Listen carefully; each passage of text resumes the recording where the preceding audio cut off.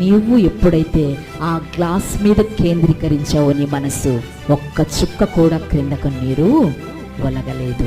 ఎప్పుడైతే నువ్వు నీ దృష్టిని గ్లాస్లో ఉన్నటువంటి వాటర్ మీద కాకుండా మనుషుల మీద నీ మనసును కేంద్రీకరించావో నీరు మొత్తం ఒలిగిపోయినాయి. నువ్వు కేంద్రీకరించవలసింది మనుషుల మీద కాదు. నువ్వు ఆత్మీయ జీవితంలో నిలబడాలంటే నీవు చూడాల్సింది మనుషుల్ని కాదు, దేవుణ్ణి. దేవునికి స్తోత్రము కలుగును గాక.